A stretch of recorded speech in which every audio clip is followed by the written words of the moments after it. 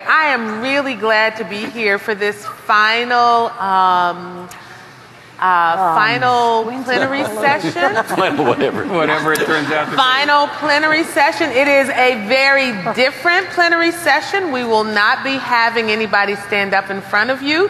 Instead, we have a very distinguished panel, and we thought it a fitting way to end this great conference and celebrate the 30th anniversary of NTI by having pioneers in the infant family field and pioneers for 0 to 3 up here before you. So please join me before we even start and giving them a...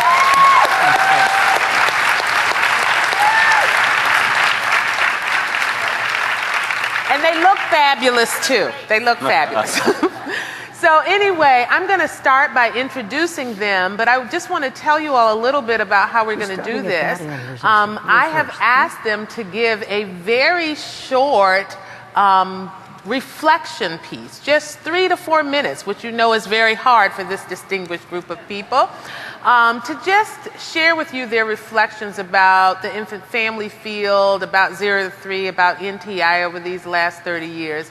And then we're actually going to have a conversation, which I'm really excited about, and we're going to try and have them engage with each other, which they've probably been doing for 30 years or more, anyway, about where the infant family field has come. So let me tell you, not that any of them needs any introduction, but I just want to put out there who they are for anybody who doesn't know. I'm going to start with Dr. Arnie Sameroff here to my left, Professor of Psychology and Research Professor, Center for Human Growth and Development, University of Michigan, and he said his tie shows the colors where he's from. Oh, Michigan people. And he directs the Center for Development and Mental Health. He is a 0 to 3 board member emeritus and a past president of the Developmental Psychology Division of the American Psychological Association, International Studies for Infant Studies, and president of the Society for Research in Child Development. And you all know him for his transactional model, which we all cite in all of our papers, and that describes the way in which child, parent, and environment affect each other in the child's development. And next to Dr. Sameroff is Dr. Dodie Norton. She is the Samuel Deutsch Professor, School of Social Service Administration, University of Chicago. She is also a former board member of 0 to 3 and served on the board of directors of the Bryn Mawr College Graduate School of Social Work and the Ounce of Prevention, among others. She's well known, many of you know her for her ethnographic approaches to studying low-income inner-city minority children and their parents, and all the beautiful videotapes she has of those families, where she's done longitudinal studies about how young children in such environments develop concept of time, language skills, and other things. And then, next to Dr. Norton is Dr. Sam Meisels. He is the founding executive director of University of Nebraska's Buffett Early Childhood Institute, and we all keep asking him how he likes Nebraska, and he said he loves it. So he actually holds the Harris President's Chair there, and among his many affiliations, he's a 0 to 3 board member emeritus as well, and a past president of 0 to 3. Advisor to the National Head Start Bureau and member of the National Academy of Sciences Committee on Early Childhood Pedagogy. He's one of the nation's leading authorities on the assessment of young children, as you all remember his seminal assessment book. And next to Dr. Meisels is Dr. Kyle Pruett. He's clinical professor of child psychiatry at Yale School of Medicine. He's a 0 to 3 board member emeritus as well, and member of Sesame's Workshop Board of Trustees. He's a prominent author, international lecturer, media personality, and pioneering researcher, conducting the country's only long-term study of the impact on children of primary caretaking fathers. And then next to Kyle is Dr. Jeree Pawl. Oh, you all have fans in the audience. Retired clinical professor, Department of Psychiatry, University of California, San Francisco, and director of its infant parent program located at San Francisco General Hospital. She is currently a board member of 0 to 3, and she is active in a variety of training efforts locally and nationally. She's had an important influence on many practitioners in this field through her numerous presentations and workshops and platinum rules that we all use all over the place. And next to Dr. Pawl is Dr. Robert, MD. I don't know about you all, but I'm just having fun being on here with all of these great. I'm just loving reading your intros. So he's a retired professor of psychiatry emeritus, University of Colorado Health Sciences Center, adjunct professor of psychology, University of Denver. He is also a board member of 0 to 3 currently, been a board member of American Psychiatric Association, American Psychoanalytic Association, Society for Research in Child Development, and the World Association for Infant Mental Health. And as you all know, his expertise includes early socio-emotional development, infant mental health, and early prevention. And then next to Dr. MD is Dr. Ron Lally. And Ron is actually a founding member of 0 to 3.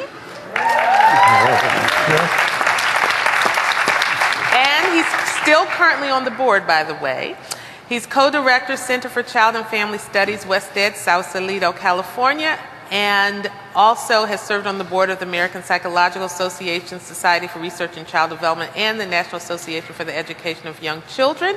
And his research focuses on social emotional development in infancy. And as we all know, how important we have to think about infants as the curriculum in early care and education. So Ron, I'm going to start with you.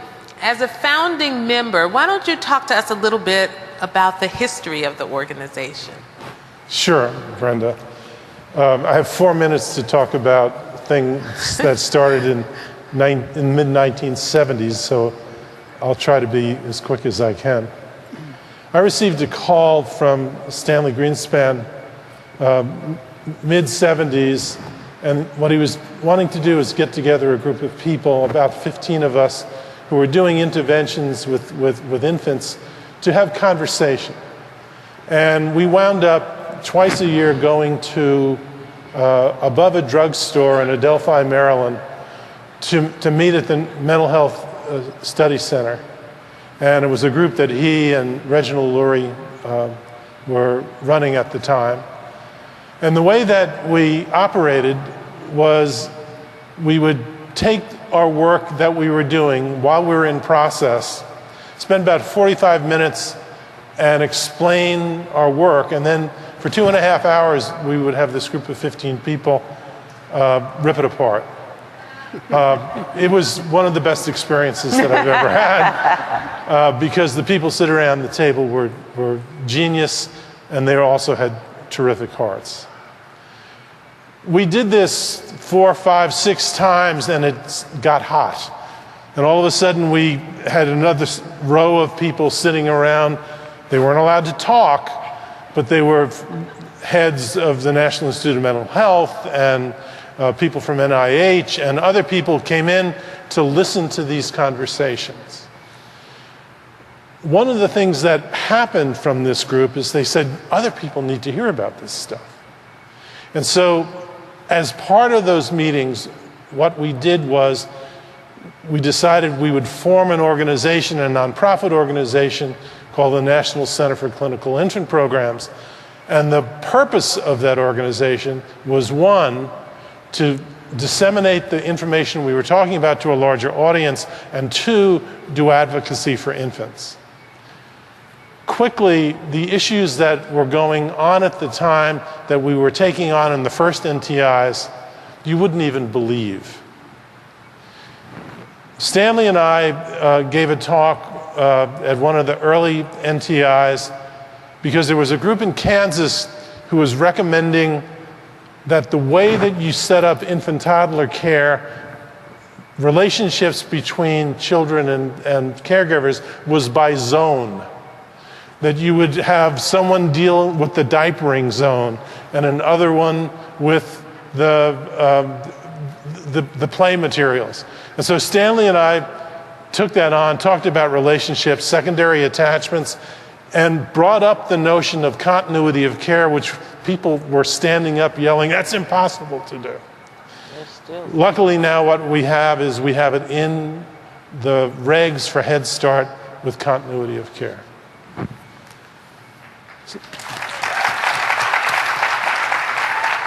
Selma Freiberg took on the notion that almost all home visitation was educational games and tasks that at the time people who were doing home visitation would get moms and dads to play with their kids. That wasn't bad, but there was nothing about attachment. There was nothing about social emotional relationship.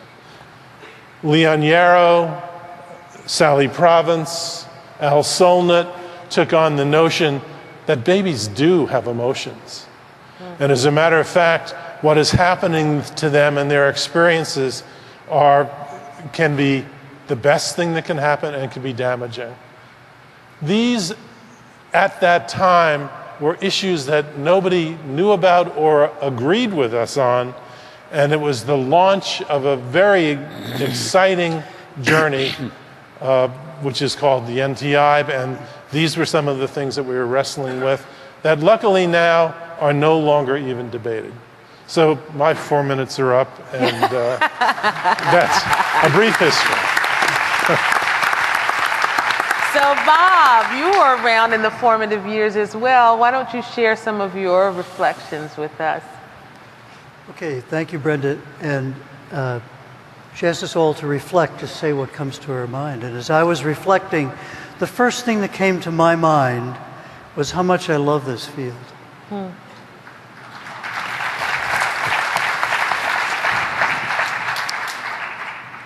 Yeah, and it's emotional.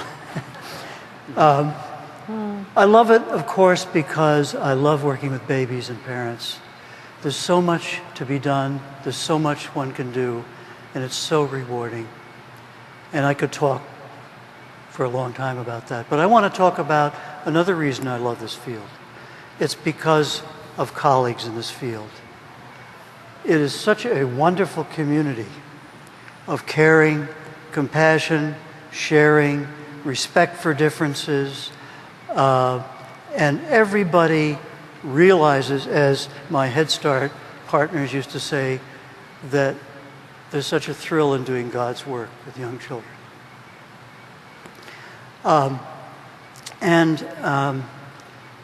I reflect on the National Training Institute as it's grown. This is the place where it's so apparent how much there is in the joy and pleasure of sharing our experiences in different contexts, sharing what works, sharing difficulties in an atmosphere of security and trust, and learning from each other, and how much that's grown for good reason, to be with each other across disciplines, treasuring perspectives and differences and diversity, and we're celebrating that. We're celebrating that today for good reason. But I wanted now to, picking up on Ron's theme, talk a little bit about the early days in contrast, which gives us a sense of how far we've come and some about what still needs to be done, including at the NTI. I want to end with that.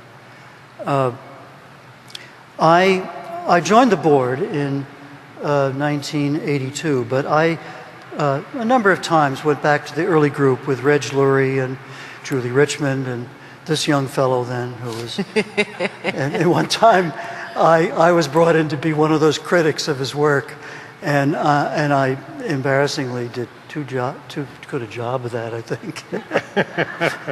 And Ron just told me, Julie said, don't pay any attention to that. But it was a wonderful group, and I could talk about them for a whole lot of time. Respecting diversity, differences of opinion, and valuing the disagreements. And there were a lot of disagreements that everybody learned from. It was at that time called the National Center for Clinical Infant Programs. And there was a reason for that, because there was a recognized need, a terrible need, to link and network the clinics that were dealing in pediatrics and psychiatry and psychology to do things that that needed to be done, but everybody needed support and help. To give you an example of that, as many of you know, probably most of you know, Renee Spitz described poignantly with films in the 1940s infantile depression and grief and anxiety. Mainstream psychology didn't believe it, discounted it. Mainstream psychiatry didn't believe it and discounted it. Child psychiatry didn't think children were depressed under 10 for another 2 decades. And there was, and of course pediatrics was struggling to believe it there in those days. When I was in medical school in the late 50s and up in the 1960, the battered child syndrome was an X-ray diagnosis called Caffey syndrome. It was only in 1962 that the famous paper of Henry Kemp and others, Brant Steele, Silver, Joga Miller, who was a second-year resident in my class in obstetrics, described this classic paper, which was the most cited paper, by the way, in the history of JAMA. And those services started developing. Those were the days. That's where we were. People did not want to admit that babies were suffering. It was very hard, very painful. Well, another reason why psychoanalysts were the main discipline, across disciplines, in this early group who were leading the way, including Selma had psychoanalytic training and background. And many of her discoveries were psychodynamic ones, Ghosts in the Nursery and so on. So painful, and even today, it is painful to really realize how much children and parents are suffering at this young age. And it's brave work we're doing. We need to support each other, share experiences, and so on. Now, the final thing I wanted to say about all of us in the NTI and its importance is that we've had a lot of knowledge develop, and a lot of my career has been helping to develop that knowledge and portray it and doing research training, clinical research training, and so on, especially. About the brain and the localization of this and that and increasing complexity of this and that and systems and everything else. Big data. One of the things that has been lacking and that I'm fearful about is meaning. What does it mean, and how do we keep in mind the meaning of what it is to the individual, to the relations between caregivers and infants, with each other, systems of all interventions involve effective relationships on other relationships. Some people tend to forget that. It's here. It's all of you people. It's all of us. And I've been so thrilled at the sessions I've attended at this NTI, where again and again and again, people are talking about what is the meaning and sharing experiences in different cultures and contexts about the meaning of all this stuff that we're seeing, pictures of the brain, all these metaphors about what does it serve and return and up and down and God knows what. What does it mean, right? Sharing experiences in communities, in different contexts, in different cultures, in different circumstances. That's what it's about. And how do we keep that in focus? You are the people who are in the forefront in keeping that going. That's us. Thank you. Thank you. Okay, Jeree, tell us your stories. I fell into a hotbed of psychoanalysis in the late 40s and early 50s at the University of Michigan, which seems very unlikely, except we discovered that in fact we weren't too far apart, except maybe about 10 years, where you also found that to be true. And that meant that I embraced the psychoanalytic study of the child with great fervor. And really, reading René Spitz was practically all I ever had to do. When you mentioned his name, I was very moved because I believed it right away. Isn't there something about I believe? Anyway, I really did take to it right away.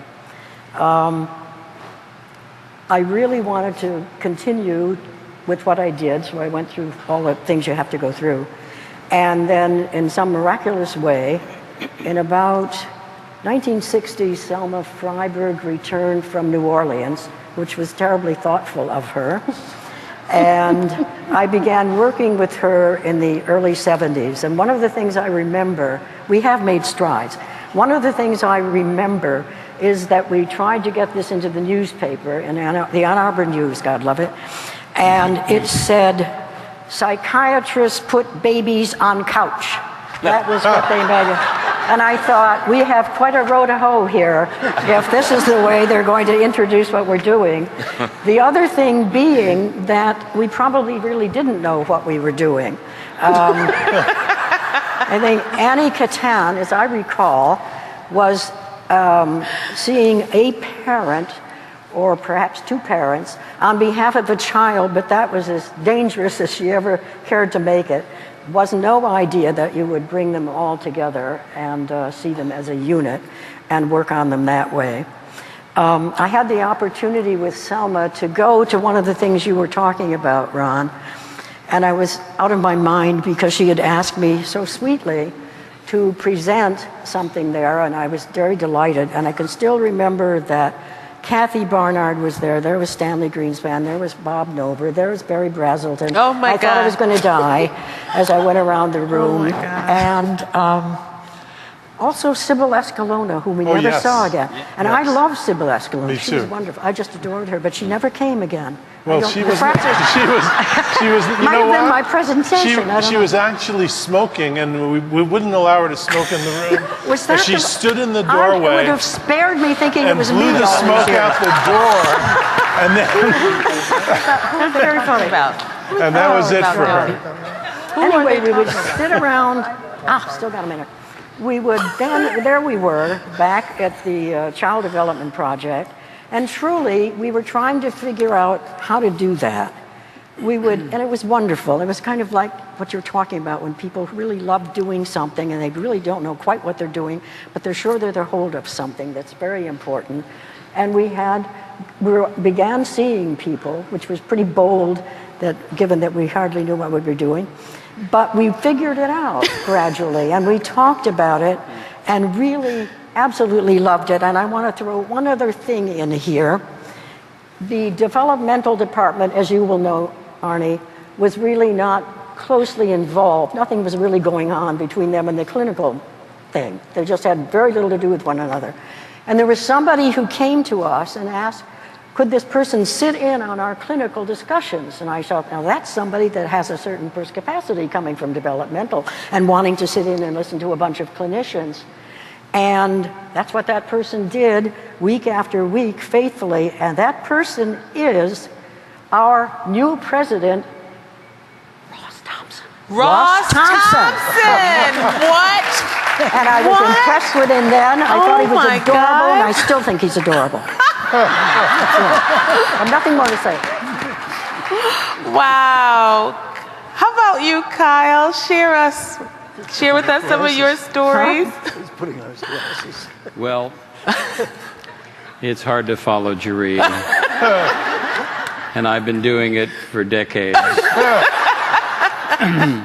So I've decided to get a grip and actually read a few words, because abstinence is not anything that any of this group takes a shine to.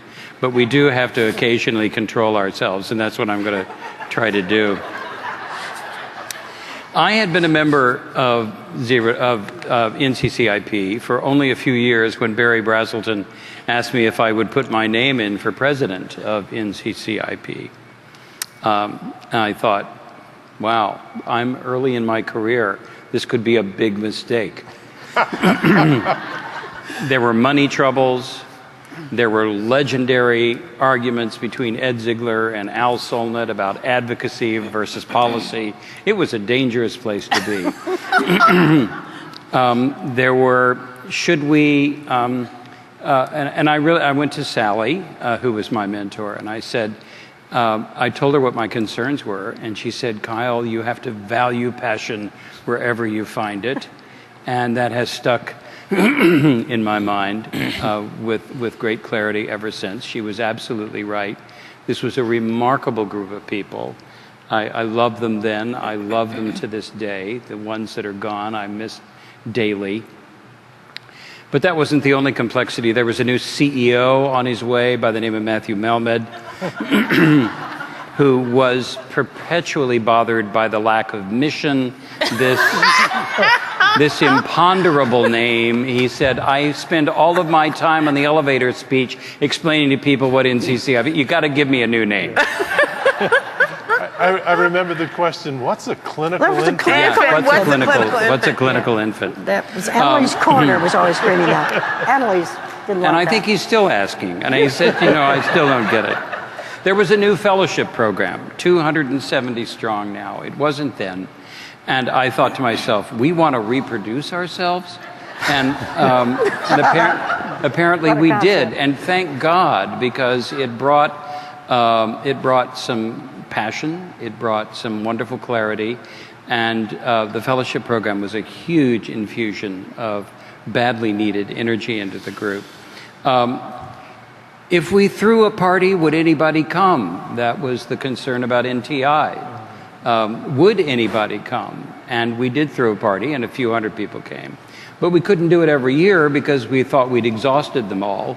So we gave them 24 months to recover, and then we would have another NTI at the time. That it has gone anywhere at all is a medium-sized miracle and speaks to what babies stir, I think, in our kind. We struggle to find persuasive images of what we were up to. I know that's unimaginable to some of you in the digital age, that you would struggle to find images, but thank God for Spitz's video. Thank God, well, they weren't videos, but thank God for his 16 millimeter film, and thank God for the James and Joyce Robertson films, which were very important to stirring the field to rally. What are we going to do with what is now in your hands? And that's a challenge. You now have unimaginable power in technology. What are you going to do with it? How are you going to use it for the well-being of the families that are concerned? Will there be thought leadership to help you? For an example of thought leadership of which I was a recipient, I want to focus on a retreat that we held at Jeree's home in Mill Valley. It actually was more of a lock-in, but we didn't know that at you the weren't time. supposed to tell that part. I know. Well, there was Emily Finichel Schrag at the time. Bless her, wonderful. Rebecca Shimon Shannock, myself, and Linda Gilkerson were there to decide once and for all what the hell is meant by supervision that is reflective. And chocolate chip cookies helped. But we are, Jeree and I shared we were concerned a little bit about what's happened to that concept, and are we overdoing it? Is it a victim of an overuse syndrome? Along the way, we've had some wonderful and generous fellow travelers, Irving Harris, Oprah, the Duke family, the Bezos Foundation, Kellogg, to name a few. And we've also had some fun. A particular standout in my memory was a very lusty rendition of The Yellow Rose of Texas by Barry Brazelton, Ed Ziegler, and Sally Provence. Oh my God. Oh my God. That finished off the board meeting. Where are we going? Where are we going with all this passion, all the things that we've accomplished? I want to leave you with two thoughts. Show of hands, how many of you have heard of the toddler's kiss? I have a gift for you. This is from Sally Provence, who noticed 40 years ago that children who we would now consider to be infants and toddlers on their way to being on the continuum had an unusual habit of kissing when they chose to, with an open mouth, not pursed lips, and no interpersonal contact. As a clinician, Sally had noticed that, and she wondered, what does that mean? And it was one of those brilliant clinical observations that you tuck away. You may not understand it at the moment, but someday you're going to have to come up with an explanation, because the child is telling you something. There's something wrong with my capacity here to get my mind, my body, my oral musculature, my thoughts, my feelings in connection so that I can kiss this person and be connected to them in a way that they want to kiss me back. Let us never forget what Bob was talking about. That is the root of what we're up to here. despite all the wonderful gizmos that we now have at our disposal. Secondly, the epigenetics revolution highlights the irreducible significance of mothers' and fathers' experience in influencing their children's resilient context. Whether they live together or not does not matter. So, this is an incredibly exciting time. Fear not, those of you who are with us, and embrace the complexity of these early years, because it will change your life and those around you. Thank you.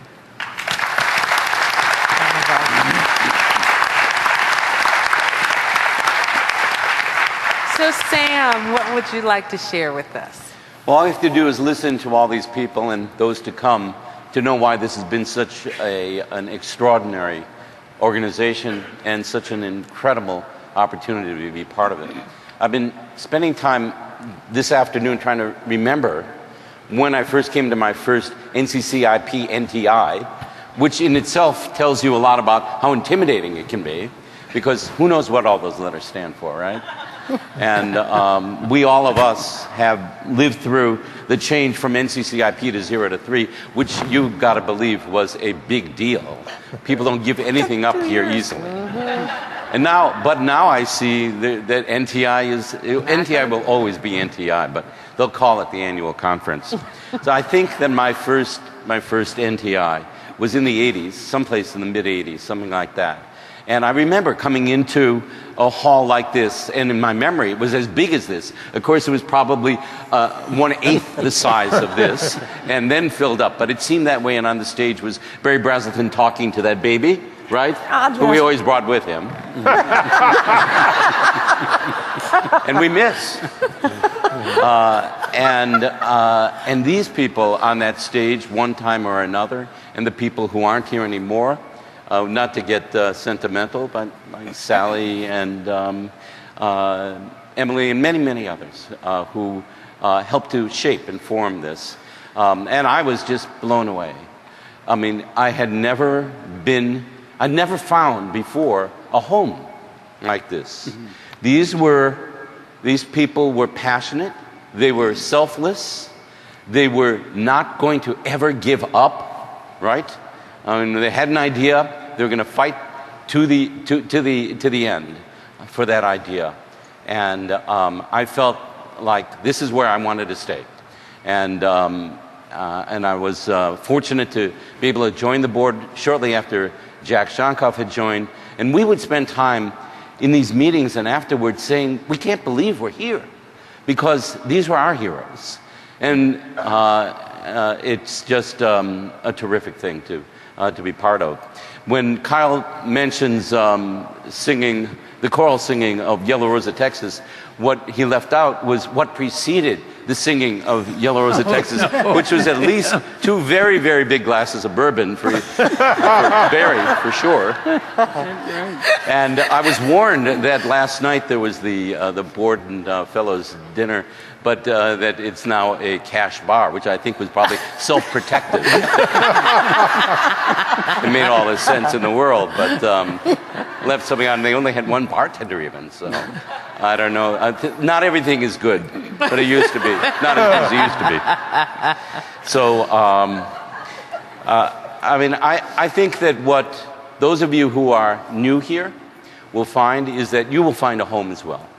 That this is a place you can give yourself to. These are people you can learn from and that you can teach, and that people will be interested in learning from you. There's never been when I at one time did try to do a record of what I had done the previous year, where I'd been and all that, and I found I was spending more time with 0 to 3 than with anything else except my family and my day job, and I'm not sure about how the family felt about that, really. So it will absorb you, but things are different. Things today, we do not have to remind people as often about that there is a first 3 years of life before you get to preschool. We still have to remind people, but we don't have to do it quite as much. And I do see that among the challenges we have to face is to link better what happens in the early years of life, in the first 3 years, to those years that follow. And to have every baby who's born get a onesie from his or her school superintendent that says class of 2030 or whatever the class may be. But it needs to start right then. And we need to get those school superintendents to know a lot more about where children start from, because that's where many of the issues that they'll face later have the best chance of resolution. So this is a great honor, and I'll leave you with this one thought. Alicia, this morning, before she began that extraordinary plenary, said she's honored to be here. We're honored to be with Alicia. We're honored to be with each of these people. And that's the sense of 0 to 3 as well. It's an honor for each of us, for all of us, and it's something really to cherish.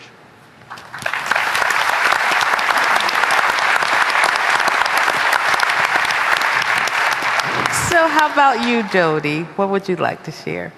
I'd like to share that if I look like a bedraggled owl who's half blinded, it's true. I have given many talks for 0 to 3 and have thoroughly enjoyed them.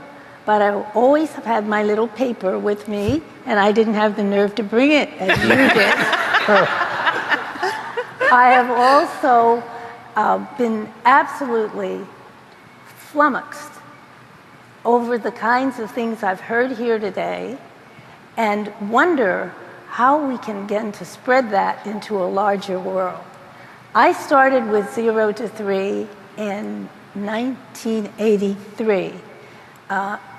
One of our really good foundation people, Irving Harris, had liked some of the work I was doing with children and asked me if I would like to be with it. I came and I found the kinds of people that actually listened to you, somebody who had just gotten her PhD and was not a big name. I also found the people that, like you, who were out there working at it every day and being totally involved in it. As a result, I have been involved with 0 to 3 for many, many years and hope to go on doing that. As I listen to everybody talk, I wonder, how can they do this so spontaneously?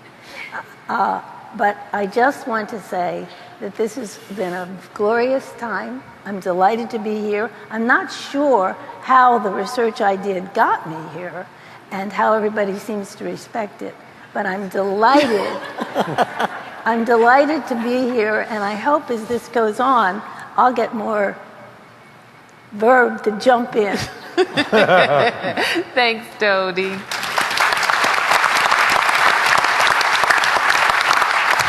Okay, Arnie, last but certainly not least, what do you want to tell us?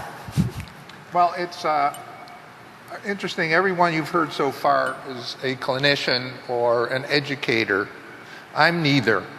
I don't like touching people. I don't have the courage to sit in a room or in a playroom and try to change people's behavior. Partially that's because I don't want anyone ever to do that to me. The reason I'm here is because of Ed Ziegler. And you already heard some Ed Ziegler stories about all the fights he had as part of the board. He fought so hard, he said, I can't stand it anymore, and he quit. So he was the resident curmudgeon. They needed a replacement, and they picked me. Now, by curmudgeon, I'm an academic, and I spend most of my life reading other people's articles for journals where I have to be extremely critical because there's only so much space, reading other people's grants who want funding where there's no funding. So you're always very critical. And that's kind of my view of life. My wife Susan McDonough and I've done a number of workshops together where I do my shtick of saying how bad the world is, and she comes on and says, well, Arnold has showed you how the world is half empty. I'll show you how the glass is half full. Through my participation in this organization, I've changed my view. I no longer feel that the glass is half empty. I feel it's a quarter full. And That's so much progress. Wow. this took 20 years. I was going to say it then, I might as well say it now. I resigned after 20 years on the board, and the mantle of curmudgeon passed to Ross Thompson as the resident scientist, although Ross has softened up a lot faster than I did. So here, we're talking about an organization or a meeting that started 30 years ago, but the reason we're here at all goes back another 30 years to a time that none of you remember. I do anyway. It was a time of a thing called Sputnik. Sputnik was a Russian satellite that went up in 1957. And what happened is the United States was shocked that another country, in this case an enemy, Russia, would put a satellite up before us. They said, my God, we're not educated here. We have to improve education. And one of the ways to improve education, we had to find out how early we could start training kids. All of a sudden, late 50s, early 60s, there was a ton of money that went into infancy research. Say, how early can we train kids? And the interesting thing, if you read pediatric texts at that time, there were many texts that said babies can't hear, babies can't see. The idea was you didn't have to worry about a kid, not only for the first 6 months, the first year, they just sat around, and then eventually they have sensibility that we can start teaching them. But through putting all that money into research, we discovered that babies had feelings, had emotions, could learn, and that gave rise to a whole industry, both on the educational side, but also gave meaning to the clinical side. Because before you said it doesn't matter what you do with the kid, now it became very important. In those days, in the 60s and 70s, there were 30 people studying infants. That was the same size as the people in this room who were in the beginning of this organization. 30 people. We used to sit around in a room starting in 1965, and we talked about our research and criticized the research. One guy studied the eye, vision. One guy studied hearing. One guy studied sucking. It was great because nobody replicated your work. You could publish everything. I mean, it was a great time. And as the group met for a number of years, we began to have students. We began to bring them. But we had it limited to 30 people. There could only be 30 members.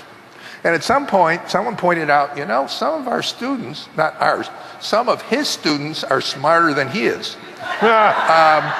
They should be on the organization. So Bob Emdy, who was one of the leaders in social emotional research and development, got together with some other people and said, well, maybe we should have another organization for our students. And that organization became the International Society for Infant Studies.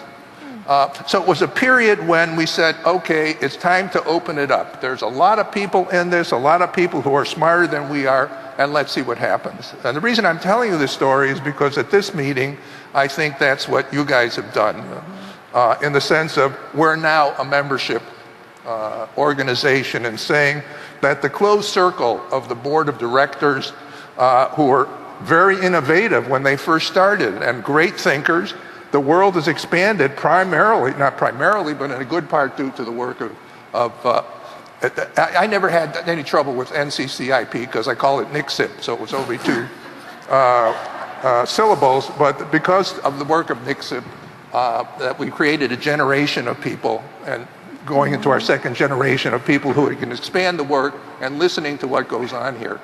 And I don't know if it's old age, but my wife points out I've turned it into a mush tush, as we say. I even cry at movies where there's fathers and daughters. I have daughters.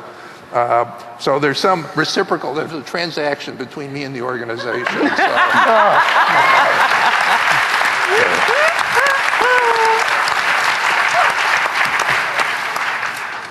I've been struck by many of you talking about the meaning that we can find in infant behavior, in relationships, and the connections between each other. And one of the things I couldn't help but think is, as we get bigger, how do we hold on to the meaning, to the parts of our relationships, our understanding of babies, our understanding of what parents should give to babies in the context of all the technology and the growth. I just wondered if any of you could reflect on that a little bit. And I'm thinking about, I'm grieving in some ways the loss of this small organization that you all talked about, and wondered if you could help us think about how we can hold on to some of that passion and energy and meaning that you all found together during the early years. I'd like to, and that's sort of how I ended my remarks, because I think that happens in the group sessions here at the NTI. Everyone I went to, people were concerned about what does it mean for us in our context. And there's this, Josh Sparrow had this phrase, and others have, there's evidence-based practice. What about practice-based evidence? Yes. A really neat phrase. And that's what all of you are bringing and have a mission and need to bring. And it was happening in the sessions, in different contexts, from people of different colors and coloration session we had, which is terrific. Reflective supervision, a number of sessions. How do you adapt different interventions for different communities? It's different everywhere. So I think the real passion and future and present and future of this NTI is just in that area. The responsibility of bringing meaning to all of this stuff that we're bombarded with, not just in the media, not just in the technology, not just in the pictures of the brain, but in our metaphors and in our new knowledge development. I think that one of the things I've noticed as I work with residents and undergraduates is the concern they have for learning how to do things right and how to do things properly and without making mistakes, because they don't like to make mistakes. They're uncomfortable about it, and they come from a generation that really thinks of itself as pretty invincible. And I think that's a good thing to think, but I don't think it's necessarily a very reliable way for you to make use of the things that fail. The number of blind alleys that we go down in our science, that's what teaches us, not the numbers of successes we necessarily have. And I think when Sally Province was talking about embracing the complexity, that's part of what she was sort of saying, that do not be afraid of the things you don't understand. And I think that takes some clear intellectual leadership when working with this population, this younger population, that sort of says, we've been raised with so much access to knowledge and information, we really do believe there are not a lot of mistakes that you have to make. And yet, if you're going to stay close to the human being and the human condition, you're going to be faced with them every day. And I think the excitement that comes from helping a family sort of improve its chances of helping its children through the kinds of mistakes that you view together is a very inspirational part of what makes you clinically competent. And that takes years. That doesn't take a PhD. It takes years, and it takes good supervision and mentorship. And I think 0 to 3 has multiplied itself so successfully that we have to be careful that that does not get diluted. Right, right. Sam? So one other thing to look at is that we are talking about the NTI, and this is really an exceptional and not perhaps unique, because there's so many organizations, so many other meetings, but in my experience, a unique experience to come in, a unique meeting to come to.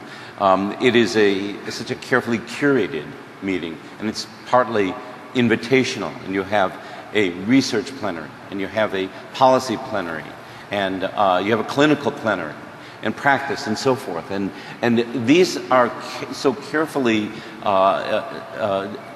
thought through and virtually rehearsed, that what comes out after, from that is something that is very, very meaningful and that fits together, that's coherent.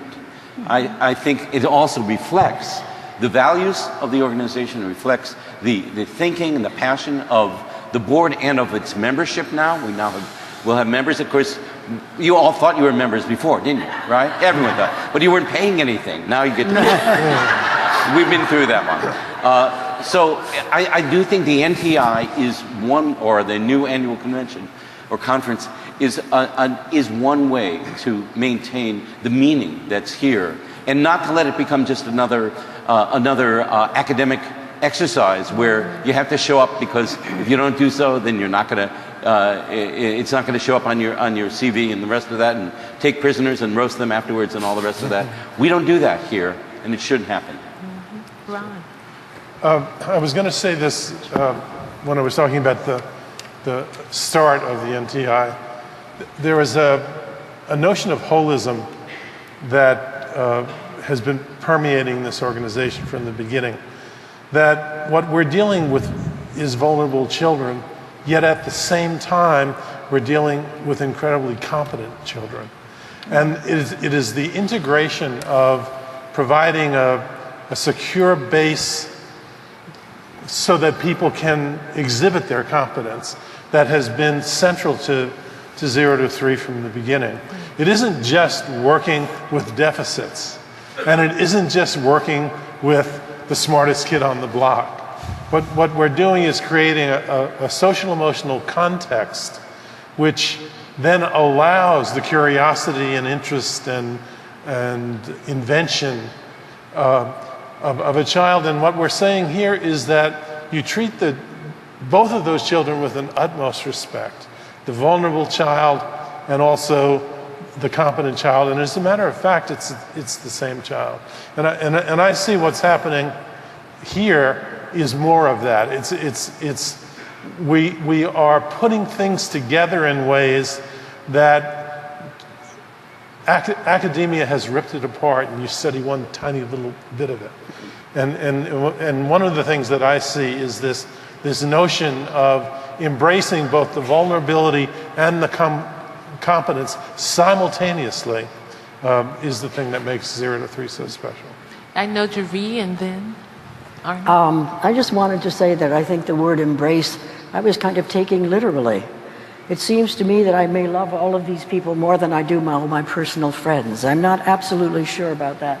I don't mean that, but there is such an intimacy and such an affection that one feels, and I think in most of the things that I've gone to, some more so than others, there was the same sense of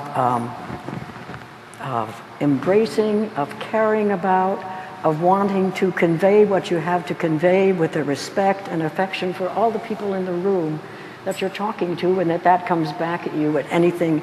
And I was thinking that initially 0 to 3, I mean not 0 to 3, but the initial board made a home. They made a home then at NTI, and NTI does continue to make homes for everybody else. And not perhaps everyone can make the connections, but it is what it's all about. And it's an absolutely wonderful organization. And I still love everybody, perhaps more than the people I know. I mean, also we get separated from one another. We can always come back together again and find all the best in each of us. It's just very lovely and wonderful to have been a part of it. And I know, Arnie, you want to say? Well, this thing says our time's up. You get to say, go ahead. So it's up. I mean, the reason I was going to speak last, because knowing this group of speakers, I figured there wouldn't be any time anyway. But we've managed to put an extra few minutes, and I would like to see this organization disappear. This isn't like the American Psychological Association, American Sociological Association, the American Physical Association that are studying phenomena out there, exploring new worlds, looking for new things. We're here to make families and children not have problems. We're here to foster successful development. And if we accomplish that goal, we can close shop. Now, the thing that's keeping us going is that isn't going away. And that's going to keep us focused. And to know that that's what everybody said, that's the kind of goal, that's the kind of interest that people have working every day, working in the programs, is there's a problem out there that needs solving. And the dimension that hasn't been discussed at all is the political dimension. As what we've demonstrated here in session after session, we know a hell of a lot about how to make children and family happier, more emotionally secure, more intellectually competent, but there are no resources to do that. And in fact, that in many cases we have anti-resources, which are saying these are not things we should put money into. So I'm just saying that we've got a long way to go. This organization is going to hang together because this is the one that's focusing on that problem, which may be the root of many of the problems of society, as we know. So,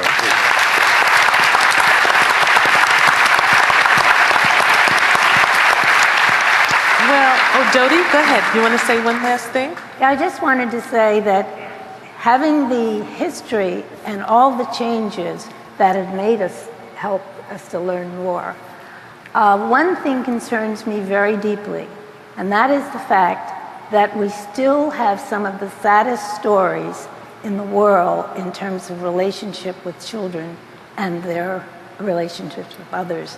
I've been living in Chicago, and just saying it, I'm sure it leaps to your mind the horrible thing that happened about 2 weeks ago when a group of teenagers gunned down a 7-year-old in retaliation for the 7-year-old's father who had killed one of their gang members.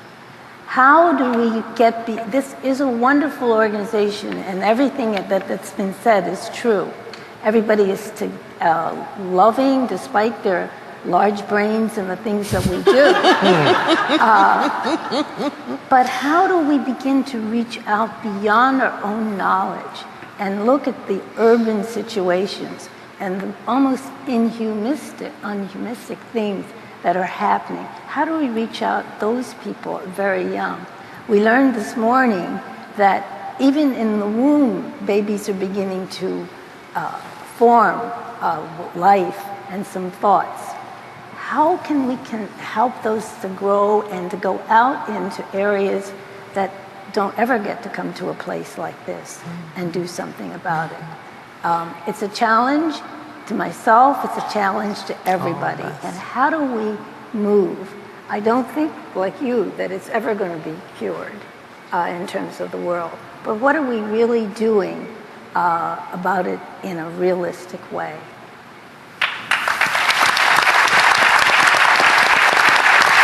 Well, I think our session is coming to a close, and I want to thank each of you personally. Each of you has been my teacher, has been our teacher. I've never studied with one of you, although I studied with the curmudgeon, Ed Ziegler. But you have taught me, you've taught this organization a lot about little kids. And I feel like tonight you've taught me a lot about what I should do as a new member of 0 to 3, but also as somebody who wants to keep the torch alive and push the organization to where it needs to be. So I personally want to thank you for sharing and giving us this huge challenge to keep this organization alive and meaningful, and really to act out the legacy that each of you has left for us. So thank you very, very much. Thank you. Thank you, Brenda. It's over. It's over. I just thank you for the applause. Thank you.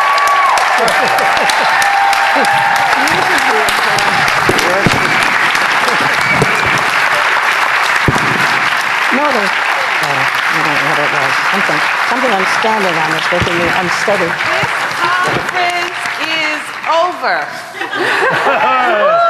And I only have 3 housekeeping notes to leave for you all. I am so sorry. But I do want to tell you that the DC 0 to 3 Revision Task Force Open Forum to preview the new DC 0 to 5 will be held in room 611 in the morning at 8:30. The memorial service for past President Kathy Barnard, her name was brought up a few times today. Her memorial service will be held in the morning at 10 a.m. in Hall 6B. And you all know we were going to give her an award. She should have been up here, but anyway, we get to honor her tomorrow. And there is food for all you guys who came, yay, at the 30th milestone reception in the atrium foyer right outside these doors. Thank you all for being here. Have a safe trip home.